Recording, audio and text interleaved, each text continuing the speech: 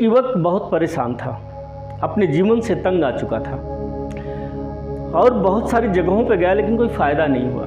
अचानक उसने अपने एक दिन उसके दिमाग में आया कि चलो बुद्ध जी की शरण में चलते हैं। वो बुद्ध जी की शरण में गया और जाने के बाद अपनी सारी परेशानियों को बुद्ध जी के सामने रखा। रखने के बाद बुद्ध जी ने उसे शांति से बैठने को कहा बेटे बैठो, मैं आपको 15 ऐसे नियम बताता हूँ जो आप अगर आत्मसात कर लोगे तो आपके जीवन में आश्चर्यजनक परिवर्तन आ सकता है।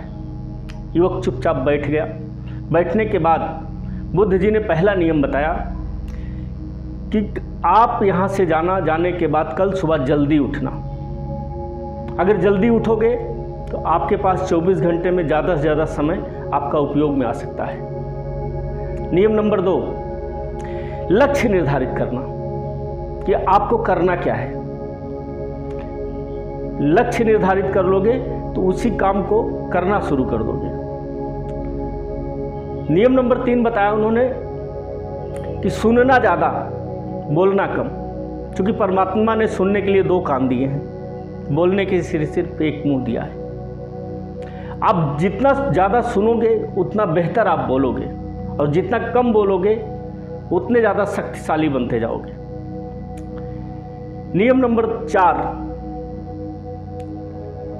लोग क्या कहेंगे इसकी चिंता मत करना। अपने लक्ष्य पे डटे रहना।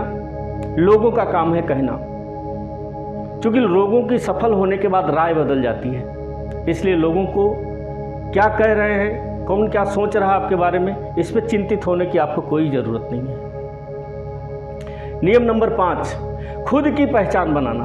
वो चाहे लेखनी से, चाहे कहानी से, चाहे वीडियो से, चाहे समाज सेवा से, चाहे चिकित्सा से, चाहे शिक्षा से, जिस भी क्षेत्र में बनाना चाहते हो अपनी पहचान बनाना, खुद की पहचान बनाना। नियम नंबर 7, निर्णय लेना। जिसको भी लक्ष्य बना लिए हो उसे निर्णय लेना और अंतिम तक पहुंचाना। क्योंकि अक्सर होता है कि लोग लाश तो उठाते हैं, रास्ते में बदबू करने के लिए छोड़ जाते हैं। इसलिए जिस लाश को उठाना, घाट तक दफन करके आना, चाहे जो लक्ष्य आपने बनाया हुआ है। नंबर 7, अपने समय को लक्ष्य पे लगाना। अपने 24 घंटे को टाइम टेबल बना लेना और अपने उस जो आपने लक्ष्य निर्धारित किया है सारा का सारा समय उसी पे लगाना। फालतू की चीज नंबर 8 है कि फालतू की चीज़ों को इग्नोर करना। अनावश्यक लोग आपके आसपास में हैं, क्योंकि जीवन इंसान का 5 लोगों की एवरेज ज़िंदगी का होता है। आपके आसपास 5 लोग जैसे थे उसी परिस्थिति में आप हो, इसलिए फालतू चीज़ों को इग्नोर करना। नियम नंबर 9, अच्छे विचारों की डायरी बनाना। क्योंकि परमात्मा ने जो दिमाग दिया है इसमें कहीं न कहीं अच्छे विचार डालता रहता है। विचार हमेशा गलत भी आते हैं और अच्छे भी आते हैं, लेकिन अच्छे विचारों को लिख लेना और गलत विचारों को जाने देना। इसलिए विचारों की डायरी बनाना। नियम नंबर 10, स्वस्थ रहना। किसी तरीके की नशा मत करना।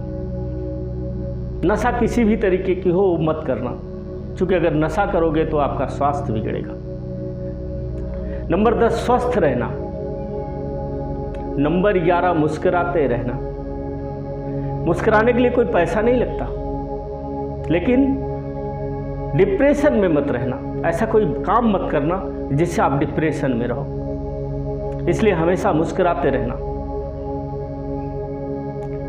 कुछ काम देश के लिए करना। नियम नंबर 12, कि कुछ काम अपने काम के साथ कुछ ऐसा काम करना जो देश के काम है, देश के हित में हो।